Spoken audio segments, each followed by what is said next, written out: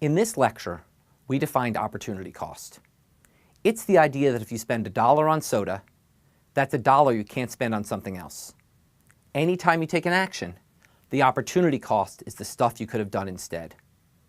Oh, I have 3 kids and no money. Why can't I have no kids and 3 money? So let's use a specific example to explore the concept. Let's say you're LeBron James, and it's your senior year of high school. You are the best high school basketball player in the world, maybe ever. NBA scouts are salivating over you. There's no doubt that if you entered the NBA draft, you'd get picked first, you'd make about $4 million in salary, and another $14 million in endorsement money from Nike. On the other hand, if you go to college, you could go for free because of scholarships. You could get a college degree on someone else's dime, all the while getting to play basketball and improving your game. So should LeBron James go to college? The direct costs of college are very low, and there are some benefits. So it might seem like college is a good idea. But the opportunity cost of college is enormous. LeBron would be giving up millions of dollars per year.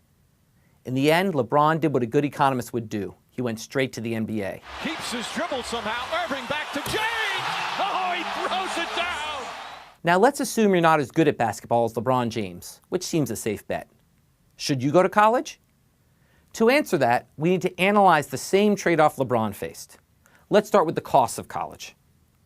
It's natural to start with the tuition costs and the cost of a meal plan and the dorm room and textbooks. These are substantial.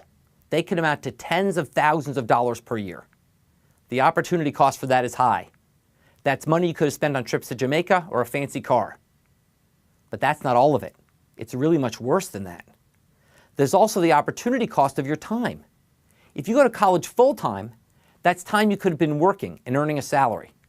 For the average 19-year-old high school graduate, that means giving up about another $25,000 per year. So if you go to college for 4 years, this means giving up $100,000 because you gave up the chance to work.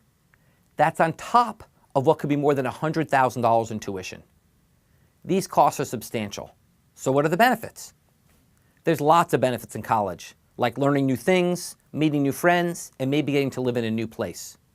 But let's ignore those and focus on one important benefit. You'll make a lot more money. Economists estimate that a college graduate makes $20,000 more in salary per year than a comparable high school graduate.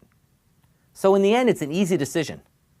If you plan to work until you're 65, the college degree ends up making you almost an extra $1 million in salary over your lifetime. That is clearly much higher than the cost of college. Of course, you don't get the whole $1 million right away. That comes to you later on, whereas working instead of college gives you money sooner.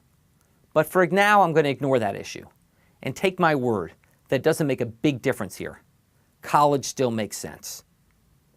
What's the moral of the story?